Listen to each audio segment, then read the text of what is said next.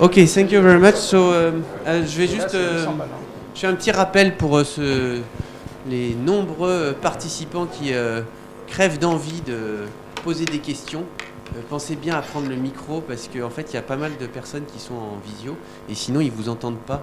Et c'est un peu dommage du coup parce qu'ils ne peuvent pas participer à la discussion. Donc, pensez bien à prendre le micro. Et I will thank Peter Bates for coming here and do this great presentation coming from the Royal London Hospital. Royal London, yeah. So thank you very much, Peter, and it's your turn. Bonjour, mesdames et messieurs. Pardon. Merci beaucoup de m'avoir invité à prendre la parole à cette conférence. C'est un véritable honneur de rejoindre ce groupe très distingué. Malheureusement, j'ai le regret de vous informer que mes capacités en français sont totalement insuffisantes pour vous faire cette présentation dans votre langue maternelle. Par conséquent, veuillez accepter mes excuses de donner cette conférence en anglais et n'hésitez pas de me jeter du roast beef à tout moment.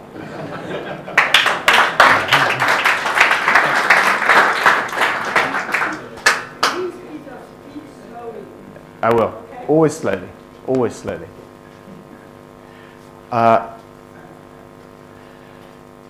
Thank you for having me. I was really impressed with, I know this sounds patronizing, but I was really impressed with that scientific presentation earlier. That was fantastic. There were some awesome studies there. Thank you very much. This is the start of the talk I was going to give, but just before I do, I obviously have a disclosure here. I'm one of 3 design surgeons on a pelvic reconstruction system by a company called ITS. They are an Austrian, they're quite a small Austrian company that make trauma products, plates, nails, etc. And we've designed their pelvic system. So that's what I'm talking about today. And these are some of the plates that I'll be talking about today.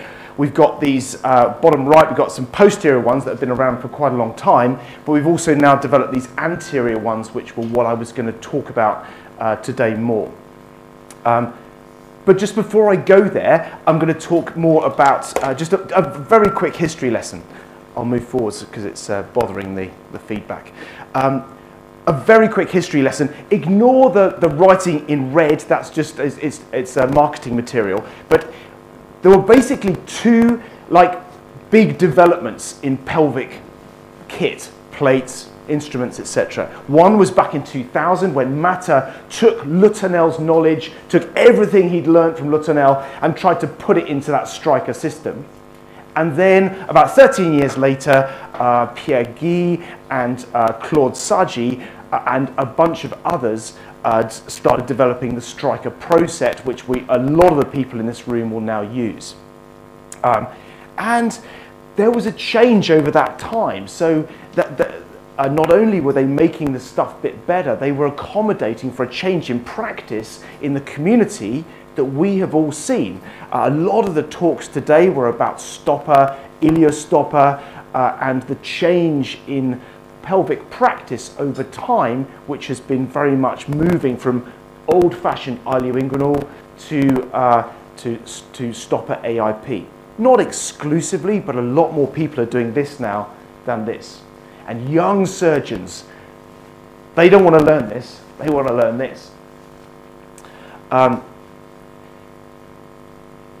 This is what Matter had.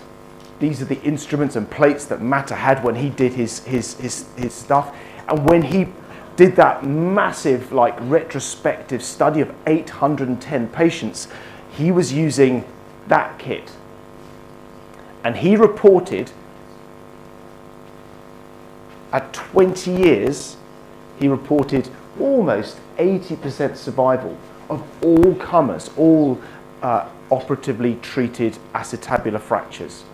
So, and that's with that old-fashioned kit. So a lot of acetabular surgery is about doing the operation well rather than having a really fancy bit of kit or a really nice retractor or a really cool plate. It's much more about understanding the fracture and putting it back where it belongs. before 2000, or between 2000 and 2013, other stuff happened, but not very much.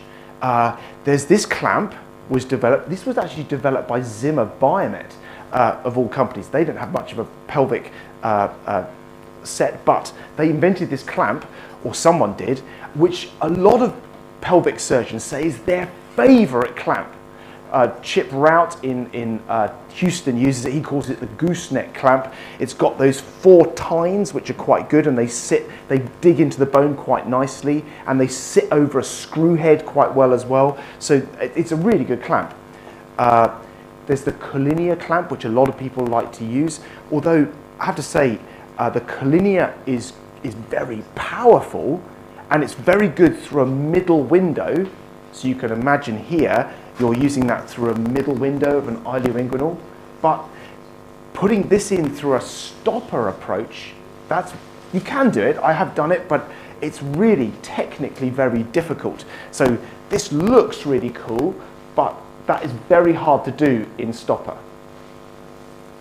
A lot of people tried L shape or sort of like that shape plates, or bending plates, or modifying plates to fit a bit like that, so that you're treating this deformity and this deformity together. But nobody really cracked it until these guys.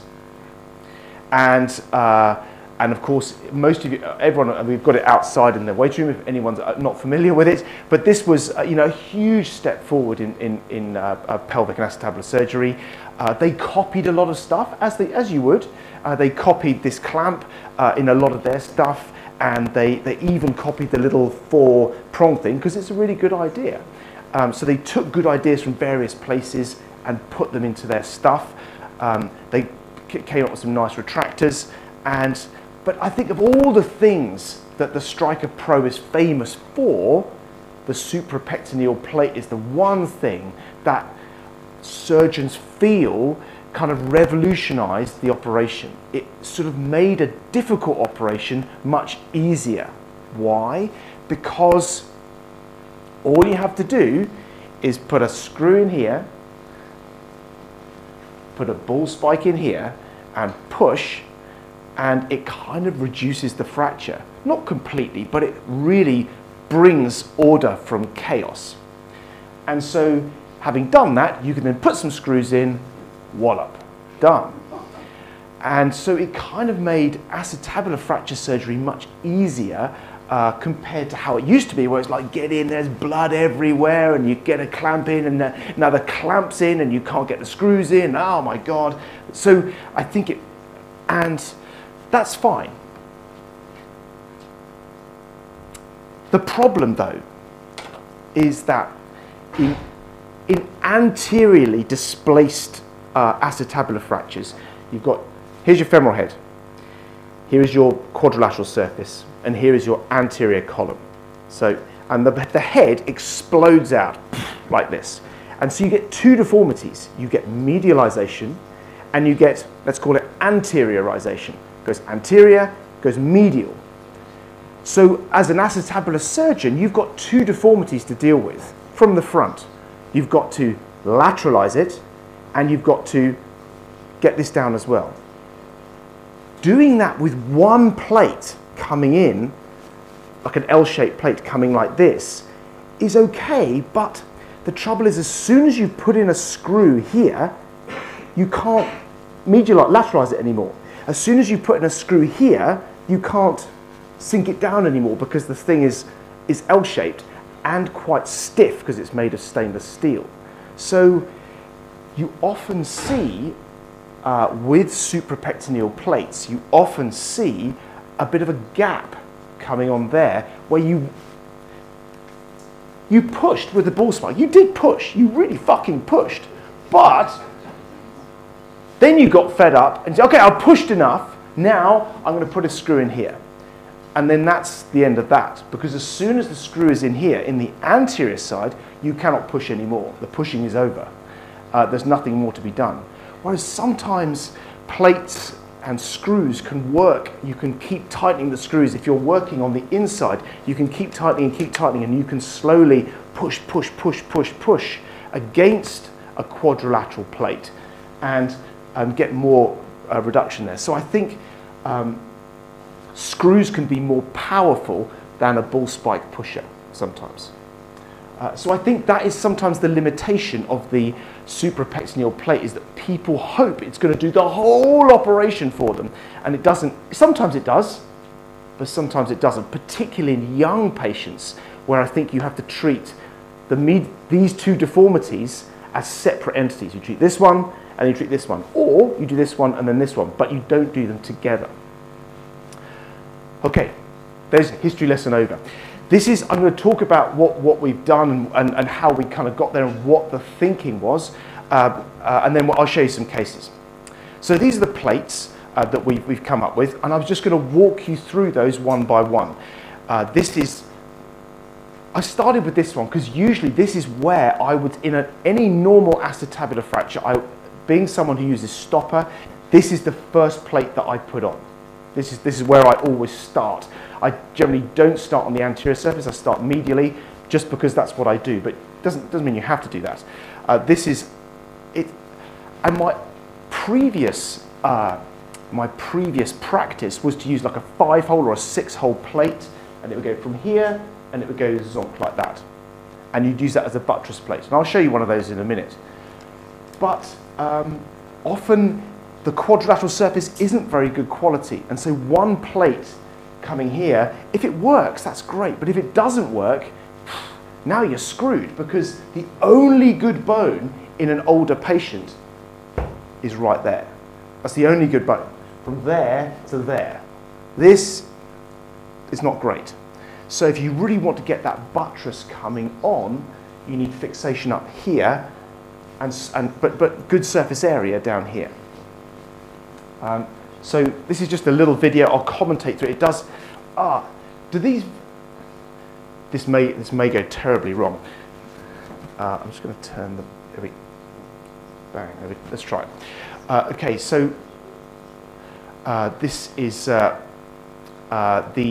So this is a medial buttress plate. You can see it's pre-contoured for the inner part of the pelvis. It's got that little kind of hoop that's slightly turned in. It's got a little slot at the back. The plate is designed to sit close to the sacroiliac joint at the back, and it's trying to get good bite in this great bone. Even in a 94-year-old, that's good bone right there. At the front, it's slightly bent over, so we don't have a tab like the striker guys do. We just turned it over so that you can access that to shoot screws into it. It's got a little slot, so the idea of the slots is so you can move it around a little bit. So it's got a bit of wee-wah, so if you don't put your screw in exactly the right place, you can shift it around a little bit. And I tend to use these other holes, so you're pushing with your ball spike, same as in a suprapectineal plate, you're pushing with your ball spike there, and that acts as a retractor. The idea here is that you can then have an anterior column plate that doesn't interact at the front. They don't like cross each other or end up like one sitting on top of the other or anything like that. So that's the medial plate. Anterior plate. I'll just start it. Comes in 2 sizes. Again, it's pre-contoured, but it's made of titanium. So literally, you can just bend it in your fingers. It's meant to bend and buckle and find its way down as your screws contour.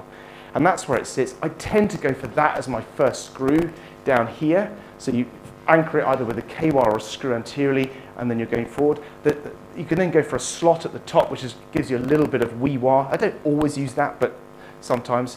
I would draw your attention to this. We've added a larger surface area in this part here. The reason for that is because you often have anterior column extensions that come up, and you can put your plate on, and sometimes you miss them with the plate. You have to put other plates up here in order to catch the anterior column extension.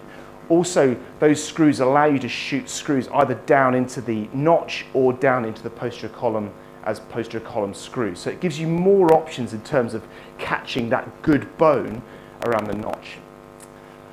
The slot down there has been sort of anatomically lined up so that you can shoot an infra-acetabulate screw underneath the hip joint. So you can get posterior column screws going over the top and underneath in a sort of triangular fashion, hitting underneath. And then finally, there's this guy, what I would call the biplanar plate, but obviously it's a sort of suprapectineal equivalent with some differences. I would draw your attention to this guy here, which I call the 45-degree hole, and this guy here, which is like obviously a tab getting fixation in that good bone up here, but also this hoop. The hoop is just for increased surface area, because often the anterior column extensions, there's your hip joint, but the extensions of the anterior column come right the way up and out, and sometimes just at one plate doesn't cover it up completely, so we just went for some more coverage here to get a bigger surface area of buttress. So again, it comes in two sizes, long and short. There's this fin which sits down the quadrilateral surface. The anterior part of the plate is the same as the other anterior column screw. Those slots on the fin, you can put screws through. That's where it sits. You can see it again sits quite close to the sacroiliac joint. Those fins, you can put screws, all those things you can put screws through to pull it in. And it goes up a little bit more proximal than the SI, up alongside the SIJ. That there is the 45-degree screw, and I'm emphasizing that because of those two deformities we were talking about earlier.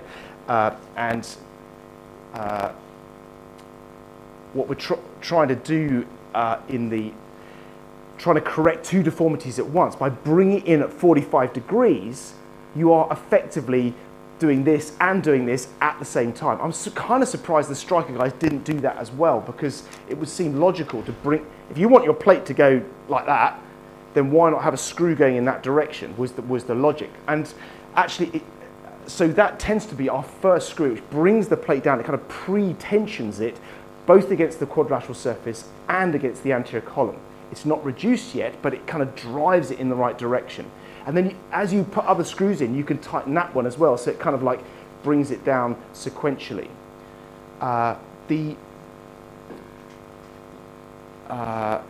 Because it's titanium and it's kind of flexible, these bridges are much more pliable. So even having got it down, you can still tighten the inner side and it will do this, and tighten the top side and it will do this. Now obviously it won't come down more and that translate, but it will key in a little bit harder as you bring your screws driving inwards. On the clamp side, I won't dwell on this too much, but we went for, I've always felt that stopper has too many clamps inside the wound. AIP has too much junk inside the wound, so you can't move. So we went for trying to get long handles to try and reach inside the stopper to do the work, but the handle is outside.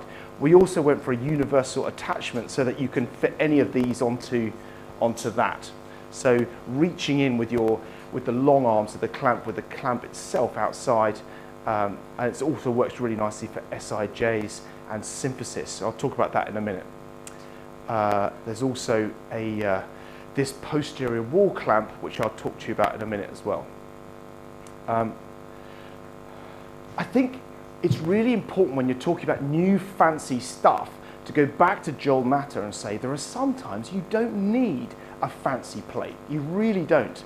You don't need a fancy plate, you don't need a fancy clamp, because the power of AIP is the direction in which your screws are pushing.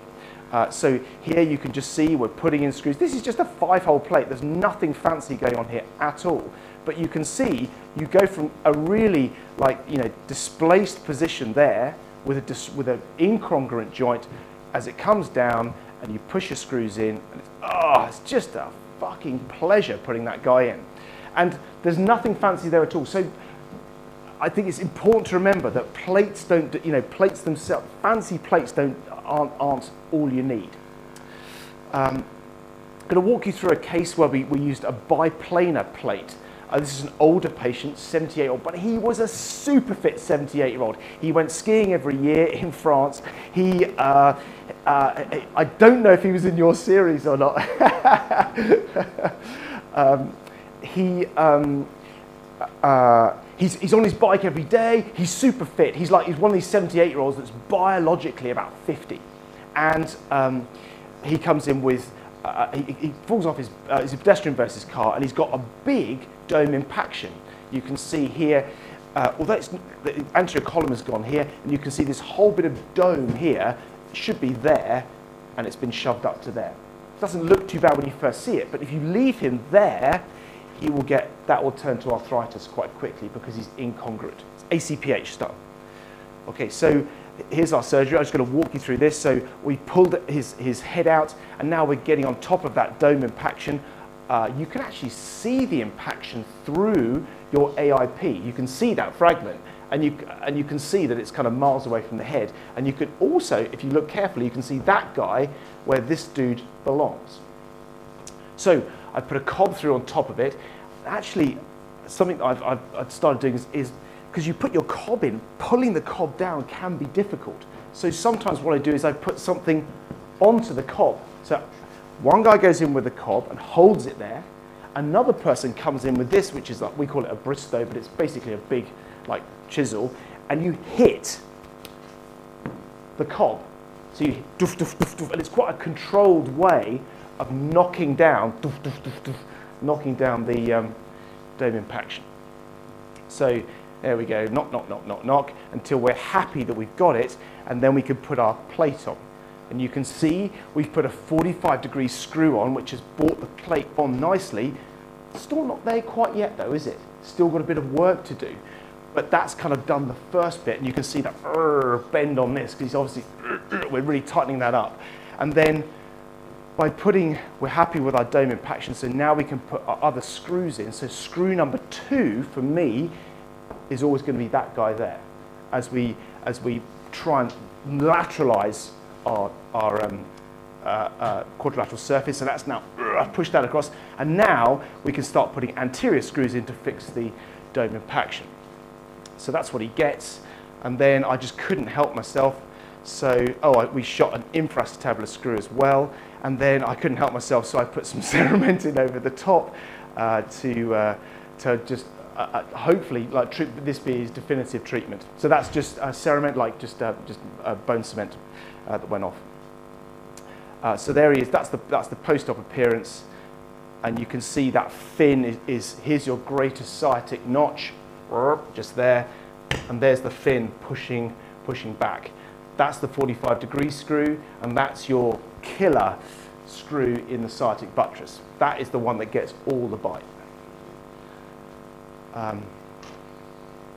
And that's him at 14 months. So I think this guy gets to keep his hip joint in the long term. I know he's 78, but he's a very good 78, so he's not, I wouldn't call this really an older person's fracture quite as much as, I mean, he's much more healthy than that. So that's that. ABC, so you've got a classic ABC with a small spur sign, and here I am again with my medial plate buttressing back. Ignore that loose screw, I just loosened it off to help the other ones work better.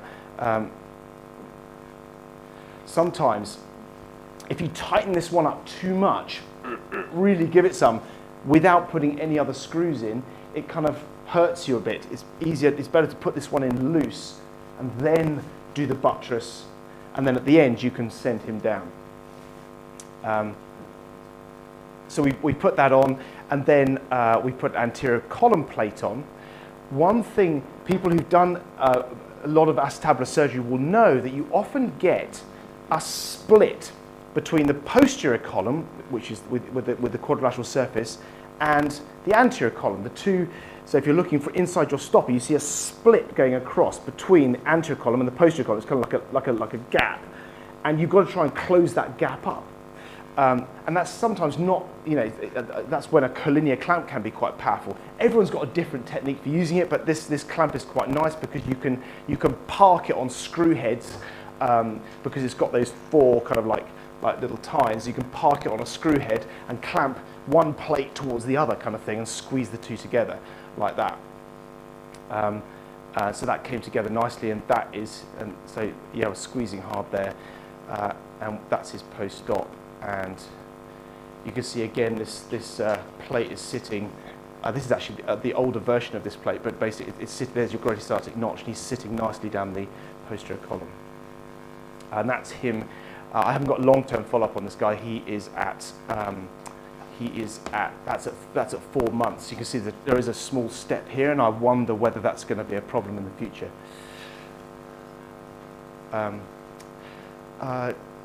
So I know this is an acetabular talk, but in the APC setting, where you have a very widened SI joint, sometimes this lovely clamp from Zimmer doesn't work, and you have to put it in very, very posteriorly in order to do an open reduction of an SI joint. That's how I would normally do it, but you can see it doesn't really, the tines aren't quite long enough to reach in a lateral window, particularly in an obese patient. So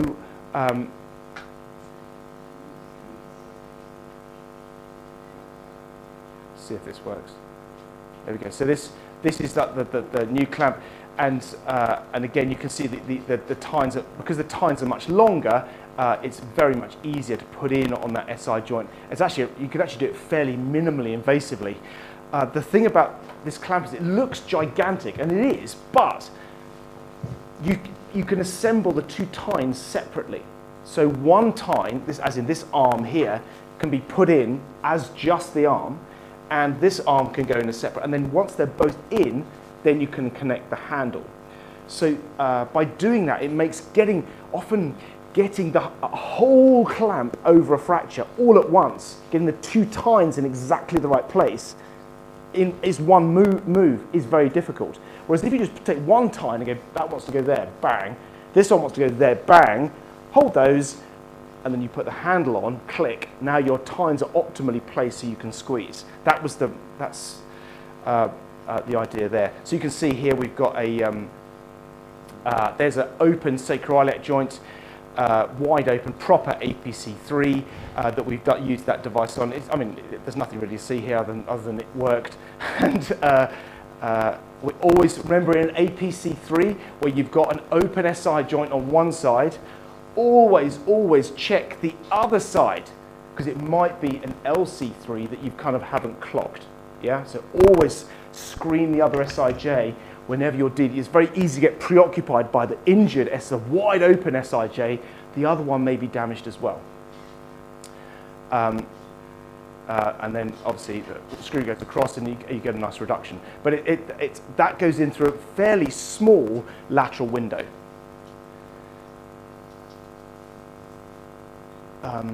This is, I'd call this an LC2 variant. It looks like an acetabular fracture, but actually this kind of exits just above the acetabulum.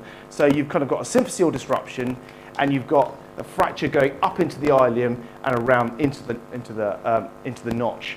So there it is there. And what I wanted to show you here was this clamp here. So this is a symphysis clamp. It's basically like a long Weber, like a Weber with very long tines and points on the end, with a view to attacking the symphysis. So you can get the symphysis reduced, but not inside your wound. So this goes in out. So I'll demonstrate on myself, as disgusting as that is. Your normal stopper approach will go someone like here, yeah, just above your belt line. That would be your normal kind of AIP approach. This clamp goes in percutaneously about 2 inches below that, so like directly onto the symphysis. So you can get your clamp, get your reduction percutaneously, and now you do your surgical approach with no clamp in your wound whatsoever. I'll show you that in just a second. So it's that kind of thing, yeah? Your clamp has reduced your symphysis, and now you can do your stopper approach completely with no clamp even visible, and yet the fracture's nice and reduced.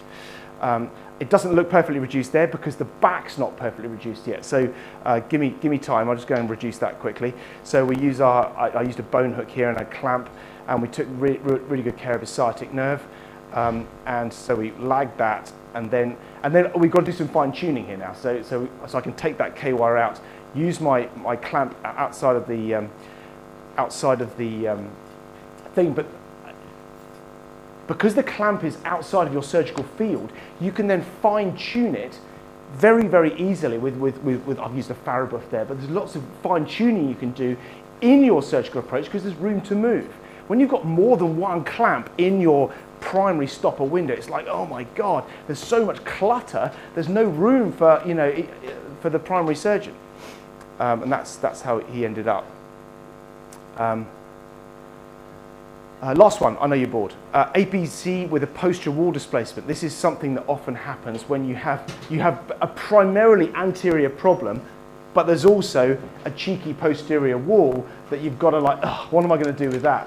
Do you really want to go in and do a whole Cocker-Langenbeck just to go after that? But you can see it's not quite congruent. See, there's the femoral, there's no traction here. It's still not quite congruent because this is kind of taken the dome with it. So it needs dealing with, but do you really want to do a whole Cocker-Langenbeck? Now, a lot of people do a sneak. They do a sneak down the side to try and get that with a clamp. So you can get clamps down the side, but we came up with this guy, which is basically a posterior wall clamp. So that it's exactly as you see it there. So I've just got a little video of and I just make the point of the two tines being kind of, so that goes through the buttock, like so. And then this guy comes down either through your lateral window or through a middle window would also work here. And then once the two tines are in, you engage them onto the handle. So they go in separately, and then you're able to clamp it quite nicely. So that's the thinking there. The power of putting two tines in separately for a lot of clamps is quite elegant, I thought. And so there it is, and there's the screw coming in, I wish I had the picture of the clamp, but I haven't. I'm sorry. That's the obturator oblique, so you can see it hasn't displaced at follow-up. I've got 9 month follow-up on this guy, and he's still got his hip joint at the moment. So I'm going to stop there. So in summary, I would say designing clamps and plates is much harder than it looks. You think, oh my God, I know exactly what I want. My perfect plate looks like this, this, and this, and then everyone tells you it's shit, and you have to start again. So it's really hard to keep everyone happy. Stopper has different needs to ilioinguinal, and percutaneous reduction is another thing altogether. And you have to go through multiple iterations in order to get things right. Thank you very much.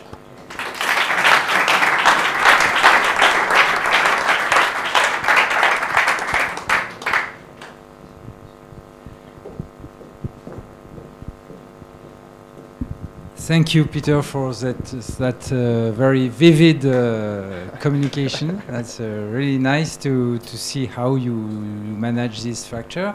I have two questions about the device, because in Grenoble we start to try it first for the posterior approach, but also for anterior, especially on sacroiliac joint with this truffle. Yeah, the four hole. The four hole, yes. I have an issue with the print of the screwdriver in the head of the screw, because it's titanium, so it's standard. Absolutely. And the screwdriver is in iron. Yeah. So sometimes, and I have some, you see, misfit with the print, and it's a little bit difficult if you want to change the screw.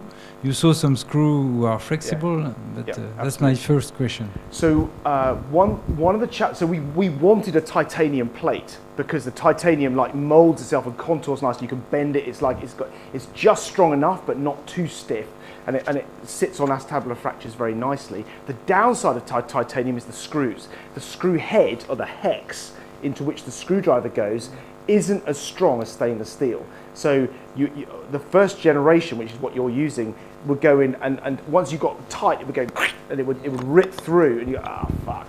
And so you couldn't really get gorilla tight on your screws. So what we've now redesigned those screws with a deeper hex, which is now about 3 mil deeper, and so it captures the screwdriver more heavily. And they've strengthened the neck as well, so that you don't like just shear it off. But it is a softer metal. It is. And my second question, this device, ITS, used to be distributed by Zimmer. That's right. But right now it's not on use. Where can you... Yeah, Zimmer Biomet weren't really doing a great job of distributing, so ITS have now taken it on themselves. They do not have a distributor, a named distributor in France at the moment, or in Italy. but they are able to. They've got licenses here, so they can deliver their stuff direct. So if anyone has any interest whatsoever, I can put you in touch with their guys, and they can and deal with you especially direct. for the clamp, the fancy clamp. Fancy clamp. Cool. Yeah. Just one question about the clamp. You showed us the last clamp you showed to reduce the posterolateral fragments. You see? Yes. Is it possible to insert the screw inside the clamp? Yes, it is. Yeah. Yeah. You put a 6.5 screw down it. Very nice. So the 6.5 screw goes straight down through there. Yeah. So it's got a 3.2 guide wire, and then you take the sleeve out. When you take this, because the sleeve has got a nose on it, the soft bit of the wire guide goes out the end. So as you take that out, you have to tighten it up a little bit so that you keep the pressure on while the screw goes down. Yeah. It does not incorporate a washer though. So you either screw, or you have to take it all off and put your screw and washer down. You put the screw. Yes. Thank you, Peter, for this very well presentation. I'm using what you call the Pac-Man plate. You have not shown it. It's for the posterior wall and posterior column fracture. I have a question about it. It's very useful because you do not have to bend it, so you gain a lot of time. I've calculated I gain maybe 30 minutes for Cocker-Langenbeck. But my problem is about the titanium. We can see it on your X-rays. Sometimes a lot of screws are too much long because of the bending of the plate on screws. So how do you deal with that? Do you remove the screws, or do you let it even if you have 1 centimeter too long sometimes? Yeah, that's definitely a thing, is that with the titanium plate, because you put your plate on, it doesn't fit absolutely perfectly, but you don't worry about it because you know the screw will bring the plate down. But then your screw ends up measuring long. That is definitely a thing, and I think you just have.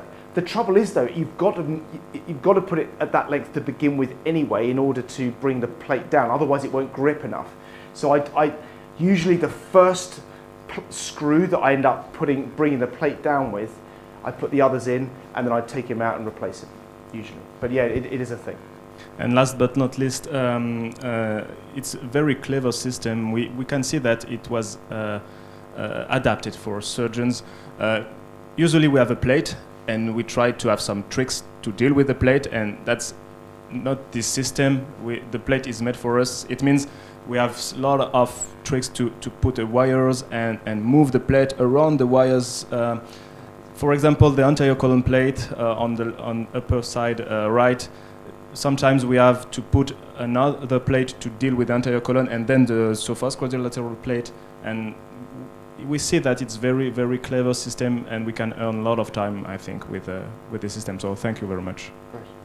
Cheers. And just another question. You always put this plate by a stopper approach alone, or sometimes because no, you do also your stopper. Yeah. Sorry. If I'm to put these two I would put in through whatever approach was required. Okay. If I'm going for this guy, it's usually in an older patient. Quite often, that's what I would use if I was doing a fix and replace. So I was going to fixing before doing a hip replacement. I'd go for that guy, same as suprapectineal kind of thinking, and I wouldn't be worrying too much about the reduction. I've forgotten the question. No, my concern was about the 3 screws at the upper part of the plate. Sometimes it could be difficult to put the higher screws by the... So you're saying, can you get these screws here through stopper? Just under the 2 screws you show. These ones? No. On the first image. This guy? Yes. Yeah. Yes. That guy? Yes, this one. It's never a problem with internal yak vessels? No. Never. No, honestly, no, it's not. No, but I take your point. Okay, so no, it's a good point because everyone does things differently. So what our surgical approach is to, I'll show you on this one, is obviously you come on your stopper and you go down, down, down, you cob, till you get to the back. And as you come round to the back, you kind of feel yourself, your cob goes doof, doof against the sacroiliac joint. You kind of feel that sort of soft stop at the end. At that point, I tend to put a like a ring handle spike, like a metal, like just a blunt metal spike into the SI joint. So I follow my cob down, I feel the SI joint, and I hammer it in. And then I bring that out, and that's now shows you where your drill goes. So that would be and then everything this side is safe. So your iliacs and your L5 nerve root are all medial to you. But Peter, it's very dangerous. For us, is a forbidden area. Right. So it's exactly the localization of the vessels and the venous.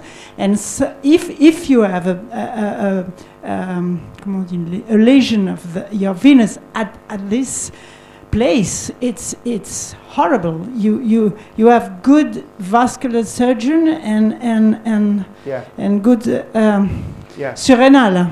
I mean, it's a very dangerous place. Yeah. No. It's a very. I agree. It's a very good bone. Professor Le Tournel say it's the diaphyse of the iliac bone. Yeah. Okay, but it's very dangerous. Yeah. No. Well, you don't have to put it absolutely flush back on the SIJ, but that will be that's our standard approach. We visualize the SIJ in every stopper, for sure.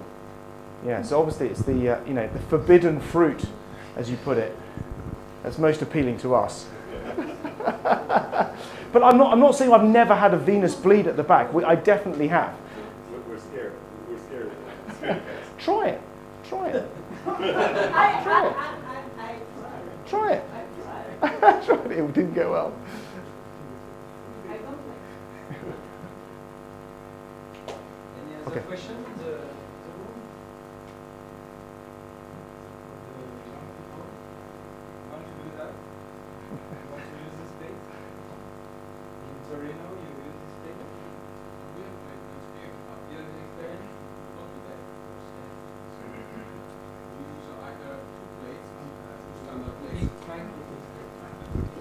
Okay, in the past we used the two standard plates, one suprapectineal and one infrapectineal, but the problem is that the standard plates has no flange, so this seems to be interesting, so hopefully I will try. Except the screw, you feel the design of the plate very nice. Yes. Oh, we found the design very nice, and also when you do malunion on pelvis, it's great to have titanium to check your consolidation by a CT scan. It's better than when, especially in the front. The bone is very thin, and if you have titanium, you may see the consolidation, the healing of the bone. Okay, that of evaluating properly the quality of the reduction is not an advantage, it's a disadvantage. Yes. You're right. For healing of the bone in non-union, it's nice. Excuse me, just a question for the clamps. The clamps asymmetric you saw for the posterior wall. Can you use a switch with the big by stopa and the straight by percutaneous? Yeah. You can do. Yeah, your handle can go onto either one. Yeah, first. Yes. Yeah. Can we switch around? Yes. Okay. I'm not sure. Maybe I didn't answer the question. You want to reverse the clamp, not putting the big bow lateral but medial.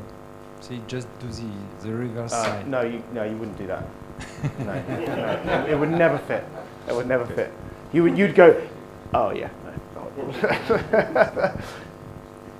No. Oh, the nice thing is you have an handle and different sticks. Also, it means that people like you guys can say, why haven't you got like a time that does this and this and goes like is shaped like this? And we go, oh, that's a good idea. And then we make one and then just click it onto the universal handle. So it means that we can be adaptive to surgeons' preferences because people come up with great ideas that we hadn't thought of. Cool. Very cool. Thank you very much.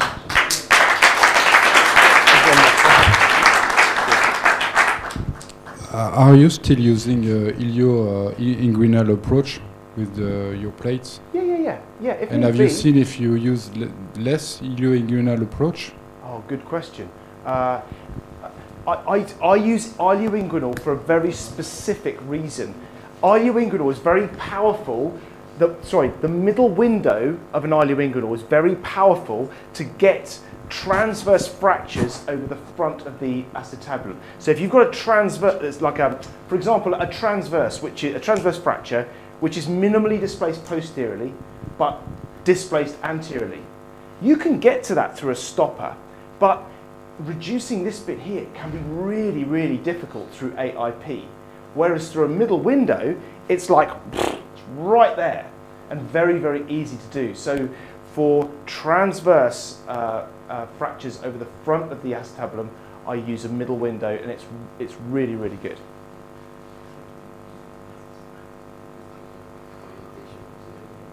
Yeah, that's right, it's just straight onto it. I think that the ilioinguinal approach is not completely dead. I agree. It's very important to know and to teach this approach.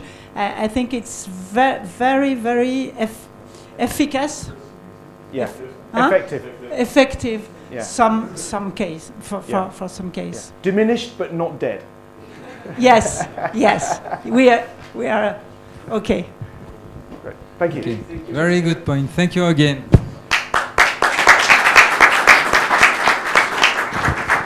Ok.